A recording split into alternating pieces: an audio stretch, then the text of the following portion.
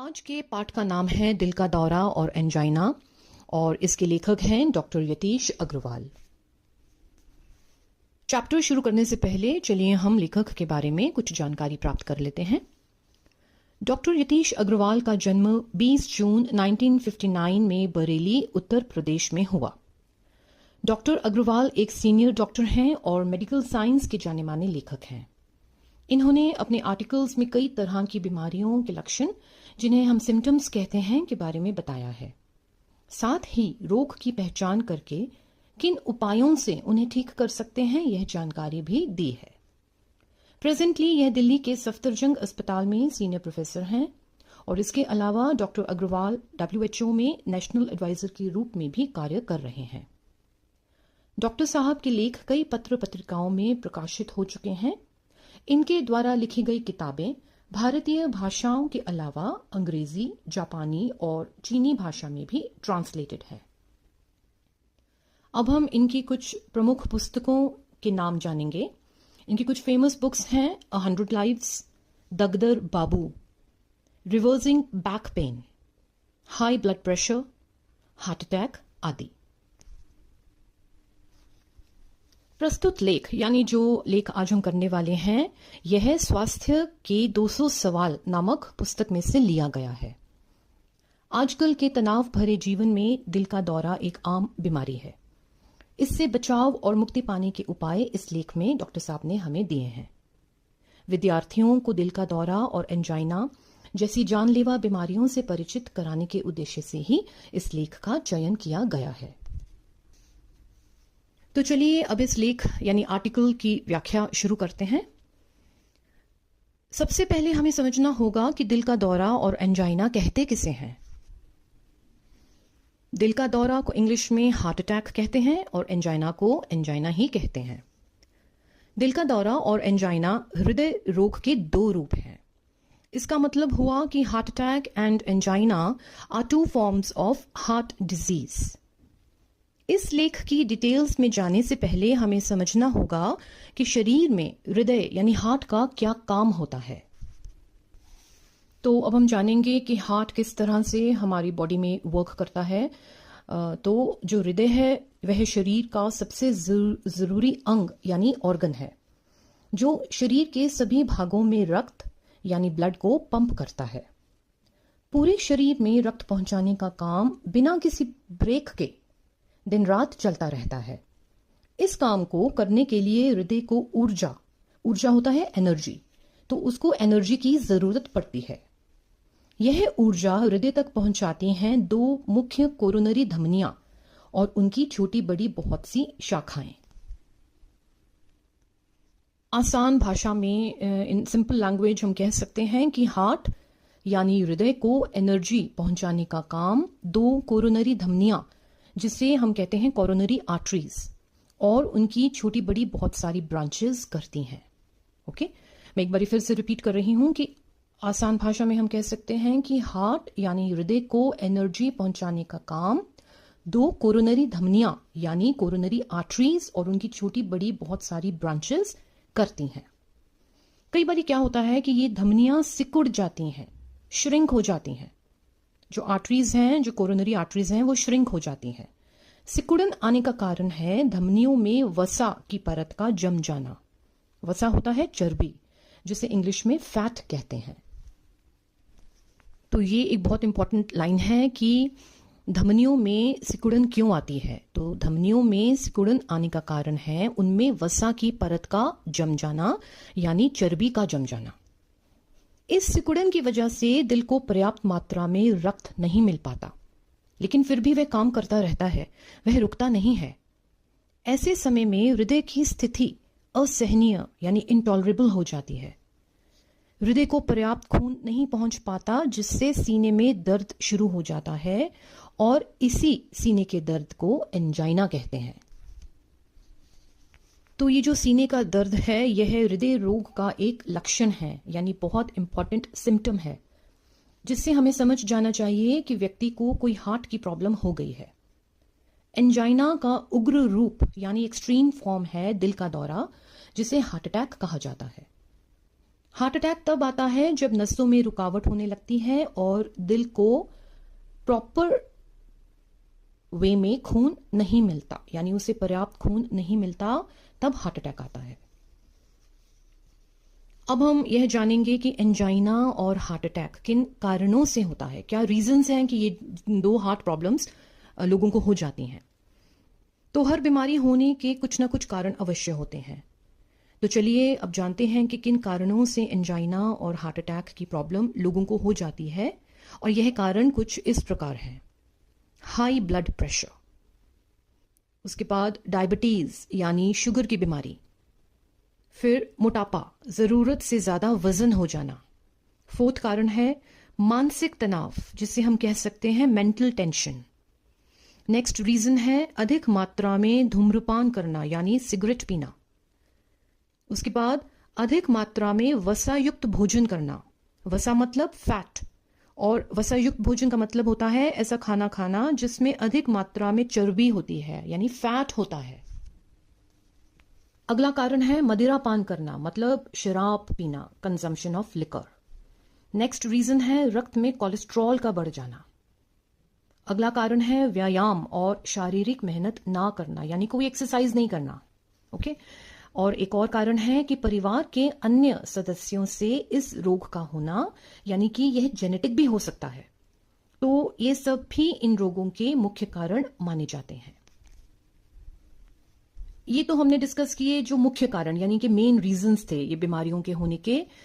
तो इन मुख्य कारणों के अलावा और भी कुछ अन्य कारण हैं जिनसे एंजाइना और हार्ट अटैक का रोग हो सकता है। तो अब ये बाकी के और कौन से रीजंस हैं, वो हैं, पहला है इंसान का व्यक्तित्व यानी उसकी पर्सनैलिटी का भी इन रोगों से करीबी संबंध है। जिन लोगों के स्वभाव में उग्रता होती है, यानी जो एग्रेसिव नेचर के होते हैं, फिर वह लोग जो अपने दुखों में अंदर ही अंदर घुलते रहते हैं, उनमें यह रोग अधिक देखा गया है। सेकंड रीजन है जो लोग अकेले रहते हैं, जिनके पास बात करने के लिए कोई भी नहीं है, उनमें भी यह रोग पाया जाता है। और थर्ड है गांव की तुलना में शहरी लोगों में यह बीमारी ज्यादा पाई जाती है। शहरी लोगों के जीवन में मानसिक तनाव अधिक रहता है, शारीरिक श्रम यानी फिजिकल एक्सरसाइज ना के बराबर होती है, खाने पीने में भी जंक फूड का अधिक मात्रा में खाना। तो इन सभी बातों से इस रोग को बढ़ावा मिलता है। तो अभी हमने कुछ एक रीजंस डिस्कस किए जिनके कारण एंजाइना और हार्ट अटैक की प्रॉब्लम लोगों में हो जाती है। और अब ये जानना भी जरूरी है कि ये रोग किस उम्र के लोगों को होता है। तो आमतौर से एंजाइना और दिल का दौरा 45 वर्ष से अधिक उम्र के लोगों में ही देखा जाता है। लेकिन आजकल लोगों का लाइफस्टाइल इतना चेंज हो गया है कि यह रोग युवाओं में भी देखने को मिल रहा है, और स्त्रियों में यानी लेडीज में यह रोग पुरुषों के मुकाबले काफी कम संख्या में पाया जाता है। यानी ये जो दो हार्ट की प्रॉब्लम्स हैं ये ज्यादा मेल्स में देखने को मिलती हैं। ऑफ कोर्स लेडीज को भी होती हैं, लेकिन ज्यादा कंपैरेटिवली मोर मेन में पाई जाती हैं। पाठ में आगे बढ़ते हुए अब हम यह जानेंगे कि इन रोगों के मुख्य लक्षण यानी सिम्टम्स क्या हैं। सबसे पहले हम जानेंगे कि एंजाइना जब होता है तो मरीज में कौन से सिम्टम्स यानी लक्षण नजर आने शुरू हो जाते हैं। डॉक्टर साहब बताते हैं कि एंजाइना में लक्षण तभी उभरते हैं जब रोगी किसी तनावपूर्ण यानी टेंशन वाली स्थिति से गुजर रहा होता है और उसके दिल को सामान्य से अधिक काम करने की जरूरत पड़ने लगती है।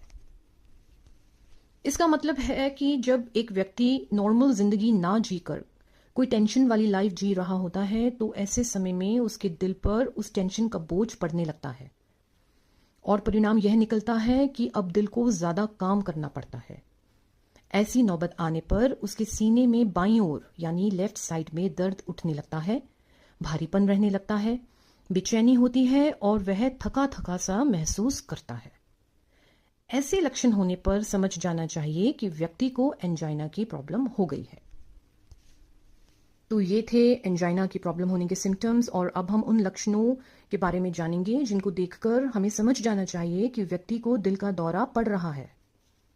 दिल के दौरे का प्रमुख यानी मेन लक्षण सीने में बाईं होता है लेफ्ट, बाईं ओर जानलेवा दर्द उठना है, रोगी को ऐसा महसूस होता है जैसे उसकी छाती पर कोई बहुत भारी चीज रख दी गई हो।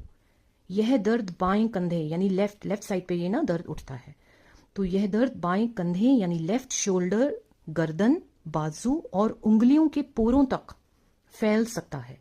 पोरों का मतलब होता है टिप, यानी फिंगर टिप्स तक यह दर्द जा सकता है। दर्द के साथ साथ जोरों का पसीना छूटने लगता है, घबराहट होती है और उल्टी की शिकायत भी हो सकती है। और अगर यह दौरा ज्यादा तेज हो तो रोगी बेहोश होकर गिर सकता है और उसकी धड़कन भी अचानक से रुक सकती है। तो ये हमने डिस्कस किए हैं एंजाइना और दिल का दौरा पड़ने के लक्षण यानी कि सिम्टम्स।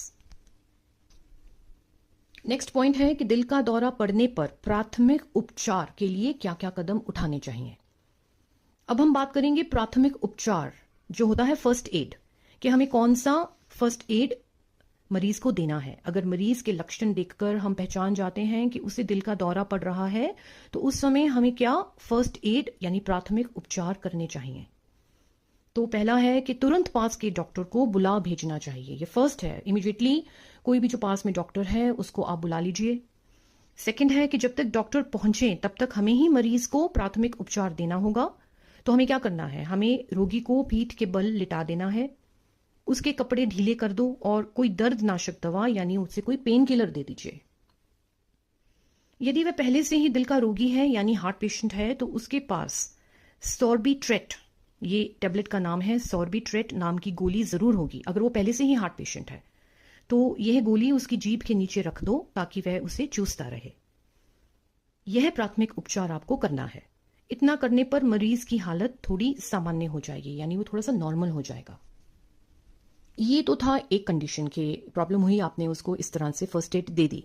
अब एक दूसरी स्थिति की बात करेंगे कि अचानक दौरा पड़ जाए और रोगी की धड़कन ही रुक जाए, हार्ट बीट ही रुक गई है। तो ऐसे समय में आप क्या करेंगे? ऐसे समय में उसे पीठ के बल सीधा लिटा देना चाहिए। अब उसके सीने की मालिश करो, फिर मुंह से मुंह सटाकर सांस दीजिए। आपकी इस कोशिश से हो सकता है कि मरीज की धड़कन फिर से जीवित हो जाए। और इसके बाद इमीडिएटली आपने मोबाइल हृदय चिकित्सा वाहन, हिंदी में है मोबाइल हृदय चिकित्सा वाहन और इसको इंग्लिश में कहते हैं मोबाइल कार्डियक थेरेपी व्हीकल, इसको बुला लेना चाहिए। इस वक्त एक एक क्षण बहुत कीमती होता है। हमें बहुत फुर्ती से मरीज को संभालना होता है ताकि हम उसकी जान बचा सकें। We have to be very very active ताकि we can save the life of the patient. अब एक सवाल जो हमारे जहन में आ रहा होगा कि क्या किन्हीं अन्य रोगों में भी इस तरह के लक्षण उभर सकते हैं? मतलब कि क्या कोई और भी मेडिकल कंडीशन है, मेडिकल प्रॉब्लम्स हैं जिसमें ये सेम सिम्टम्स हमें दिखें जो हमने अभी एंजाइना और हार्ट अटैक के बारे में डिस्कस किए हैं? तो इसका जवाब है हाँ। एंजाइना जैसे लक्षण, एंजाइना के जैसे, ओके, एंजाइना जैसे लक्षण कुछ अन्य रोगों में भी देखे जा सकते हैं और इन रोगों के नाम हैं, पहला है कोस्टोकॉन्ड्राइटिस। I repeat, कोस्टोकॉन्ड्राइटिस। और दूसरा है सर्वाइकल स्पॉन्डिलिसिस। सर्वाइकल स्पॉन्डिलिसिस। अब हम पाठ में आगे बढ़ेंगे। एंजाइना रोग का निदान। अब हम सबसे पहले एंजाइना की बात कर रहे हैं, ओके, हार्ट अटैक के बाद हम बाद में करेंगे। एंजाइना रोग का निदान यानी डायग्नोसिस, निदान का मतलब होता है डायग्नोसिस, किस आधार पर किया जाता है? डायग्नोसिस का मतलब होता है पता लगाना, निर्णय तक पहुंचना, डिसाइड करना। किसी मरीज को एंजाइना को रोग है या नहीं, इसका डायग्नोसिस करना सबसे पहला काम होता है। तो डायग्नोसिस करने का पहला तरीका है मरीज की बीमारी का इतिहास यानी हिस्ट्री जानना। सेकंड वे है ईसीजी करना। तीसरा तरीका है ट्रेडमिल नामक टेस्ट करना। टेस्ट का नाम है ट्रेडमिल। इस टेस्ट में एक खास मशीन पर व्यायाम करवाते समय मरीज का ईसीजी रिकॉर्ड किया जाता है। चौथा तरीका है हॉल्टर जांच करना। हॉल्टर जांच। कुछ ऐसे मरीज होते हैं जिनमें हॉल्टर जांच होती है जिसके अंतर्गत मरीज का 24 से 72 घंटे तक यानी 24 से 72 आवर्स तक ईसीजी लिया जाता है इसमें क्या करते हैं कि मरीज के बदन पर एक छोटी ईसीजी मशीन लगा दी जाती है और वह आम दिनों की तरह अपना काम करता रहता है। इसको कहते हैं Holter test. Holter, okay, Holter test कहते हैं इसे। अब कुछ ऐसे रोगी भी होते हैं जिनका निदान यानी डायग्नोसिस इन सभी टेस्ट के बावजूद क्लियर नहीं हो पाता, तो ऐसे मरीजों को कोरोनरी एंजियोग्राफी करवाने की सलाह दी जाती है। इस टेस्ट में कोरोनरी धमनियों में एक रंगीन डाई यानी दवा डालकर उनके एक्सरे लिए जाते हैं। इससे यह साफ हो जाता है कि कौन सी कोरोनरी धमनी किस हद तक कहां रुकी हुई है। ठीक है, तो ये कुछ टेस्ट एक्सप्लेन किए हैं जिनसे एंजाइना रोग का डायग्नोसिस किया जाता है। अब हम पढ़ेंगे हार्ट अटैक का निदान यानी हार्ट अटैक का डायग्नोसिस कैसे करें। अब हम हार्ट अटैक के तात्कालिक निदान यानी इमीडिएट डायग्नोसिस में सबसे प्रमुख है ईसीजी और कुछ खास तरह के ब्लड टेस्ट। इन दोनों से हार्ट अटैक की निश्चित जानकारी मिल जाती है। तो मेन इसमें दो ही टेस्ट होते हैं, एक ईसीजी होता है और कुछ स्पेशल टाइप के ब्लड टेस्ट किए जाते हैं।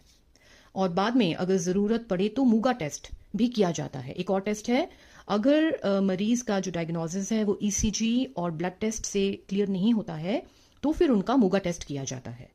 मूगा टेस्ट में रोगी के दिल का न्यूक्लियर स्कैन किया जाता है, जिससे यह पता लग जाता है कि दिल का कितना हिस्सा दौरे की चपेट में आकर बेकार हो गया है। तो मूगा टेस्ट होता है हार्ट का न्यूक्लियर स्कैन करना। नाउ मूविंग फॉरवर्ड, अब हम फिर से पहले एंजाइना की ही बात करेंगे कि क्या इसका इलाज संभव है। तो इसका जवाब है हाँ। ऐसी बहुत सी दवाएं हैं जो दिल पर पड़ने वाले भार को कम करती हैं। यह दवाएं कोरोनरी धमनियों में फैलाव लाती हैं और उन तक पर्याप्त खुराक यानी करेक्ट मात्रा में दवा पहुंचाने का काम करती हैं।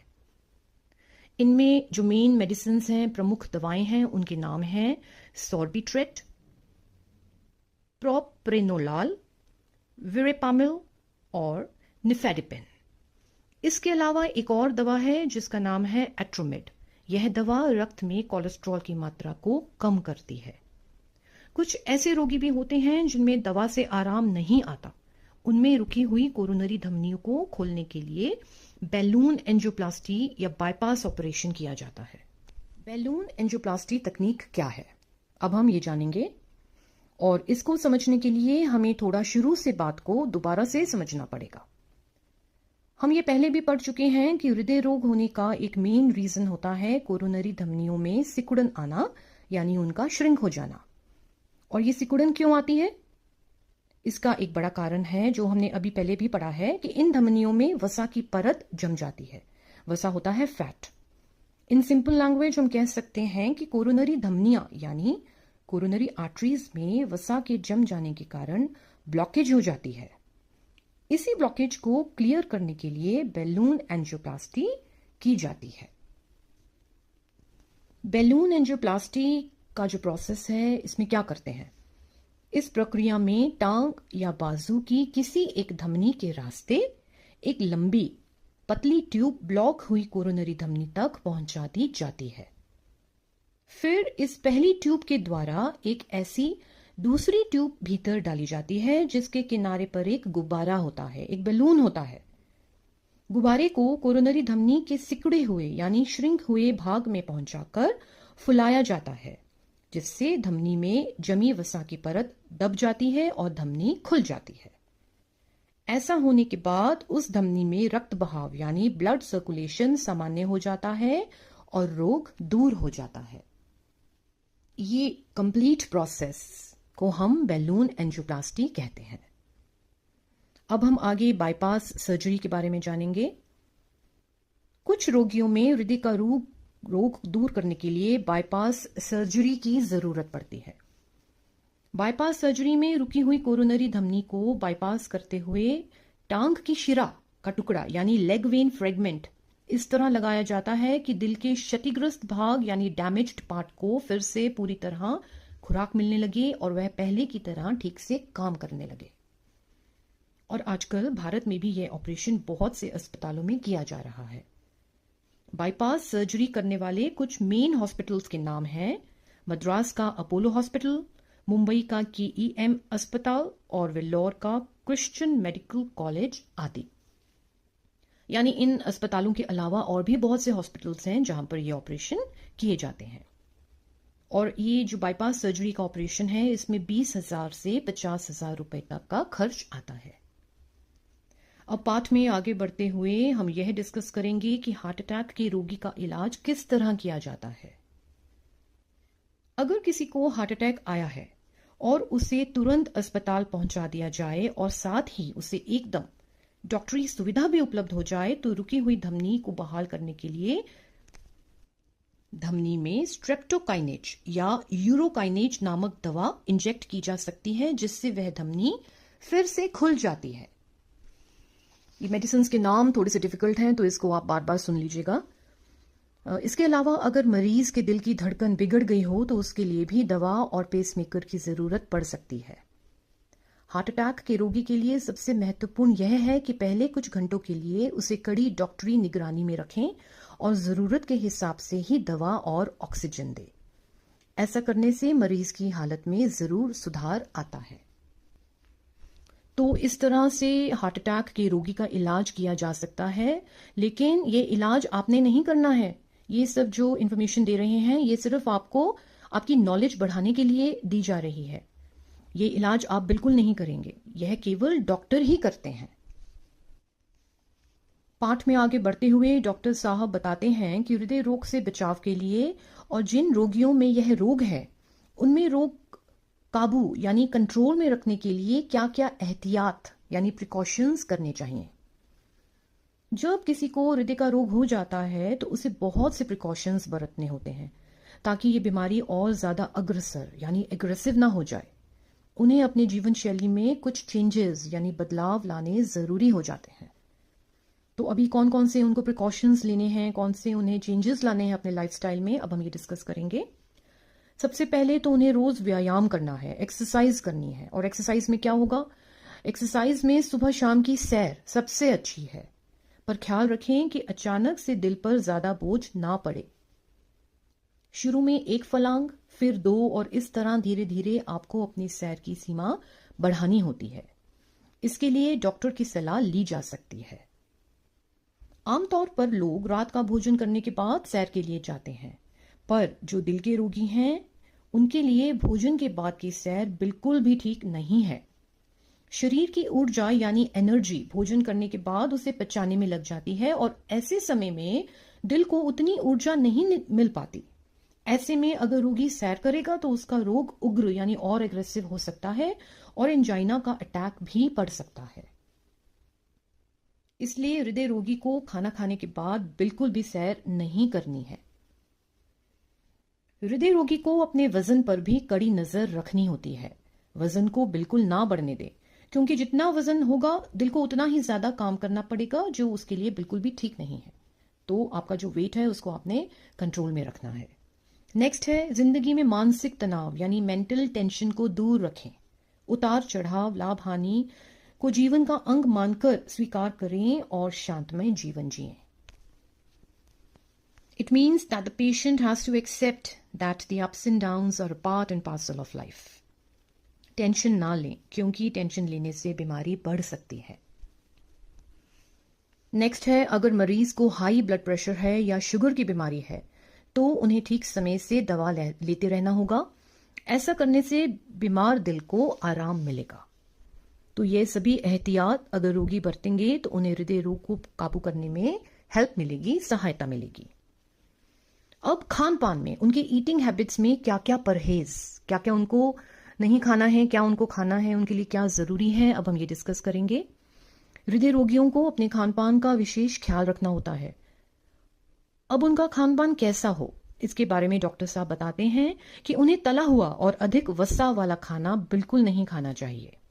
सेकंड है, वजन पर काबू रखें और उतना ही भोजन करें जिससे उनकी रोजमर्रा की आवश्यकताएं पूरी हो सके, यानी ओवर ईटिंग बिल्कुल नहीं करनी है। थर्ड है, घी, मक्खन, अंडे, चिकन, पूरी, कचौरी, समोसे, परांठे, टिक्की, पकौड़े, कितने अच्छे अच्छे नाम है ना, इनसे बिल्कुल दूर रहना है, इनको बिल्कुल नहीं खाना है। नेक्स्ट है, चाय कॉफी कम से कम पीनी चाहिए, क्योंकि इनमें कैफीन होती है और वह दिल की धड़कन को बढ़ा देती है। नेक्स्ट है धूम्रपान और मदिरा का सेवन ना करें। हृदय रोगियों को अपनी ईटिंग हैबिट्स में बदलाव लाना जरूरी है, तभी वह लंबी और स्वस्थ आयु जी सकेंगे। और इसी के साथ इस पाठ की व्याख्या समाप्त होती है। अब हम निष्कर्ष डिस्कस करेंगे, यानी क्या कंक्लूजन है इस चैप्टर को पढ़कर। डॉक्टर यतीश अग्रवाल एक वरिष्ठ चिकित्सक यानी सीनियर डॉक्टर हैं। इन्होंने मेडिकल साइंस में से रिलेटेड बहुत सारे लेख यानी आर्टिकल्स लिखे हैं। युवा पीढ़ी को दिल का दौरा और एंजाइना जैसी बीमारी से अवगत कराने के लिए ही डॉक्टर साहब ने ये लेख लिखा है, यानी कि जो यंगर जनरेशन है उनको इस बीमारी के बारे में नॉलेज देने के लिए डॉक्टर यतीश अग्रवाल ने यह आर्टिकल लिखा है। इसे पढ़कर हमें बहुत सी बातों का ज्ञान प्राप्त हुआ। हमने जाना कि आमतौर पर बीमारियों का एक मुख्य कारण होता है लाइफ में कोई तनाव या टेंशन का होना। टेंशन फ्री जिंदगी जीना आजकल बहुत मुश्किल है। जैसे जैसे सभी क्षेत्रों में डेवलपमेंट हो रही है, वैसे वैसे कंपटीशन का लेवल भी बढ़ता जा रहा है। एक दूसरे से बेहतर और आगे बढ़ने की होड़ सी चल पड़ी है। सभी का एक ही मकसद बनता जा रहा है और वह है अधिक से अधिक पैसा कमाना। जिंदगी की इसी जद्दोजहद में सबसे ज्यादा नुकसान हमारी सेहत का हुआ है। ना तो हमारे पास व्यायाम यानी एक्सरसाइज करने के लिए समय है और ना ही पौष्टिक यानी हेल्दी खाना खाने का मन। हम सभी जंक फूड एंजॉय करते हैं, तो यही कारण है कि आज हर दूसरे व्यक्ति को दिल की बीमारी हो रही है। अपनी दिनचर्या यानी डेली रूटीन में व्यायाम और पौष्टिक भोजन को जोड़ना बहुत जरूरी बनता जा रहा है। साथ ही अगर हमें हृदय के रोग के लक्षणों की जानकारी होगी तो यह रोग जल्दी ही हमारी पकड़ में आ जाएगा। हालत बिगड़ने से पहले ही हम इसका इलाज करवा पाएंगे। आप सभी लोग सेहतमंद रहें, तंदुरुस्त रहें, जानकार बनें और समय आने पर जरूरतमंद के मददगार बनें। ऐसी कामना करते हुए मैं इस चैप्टर की व्याख्या को यहीं समाप्त करती हूँ और आशा करती हूँ कि आपको यह लेख मेरी व्याख्या के द्वारा आसानी से समझ आ गया होगा। Happy learning.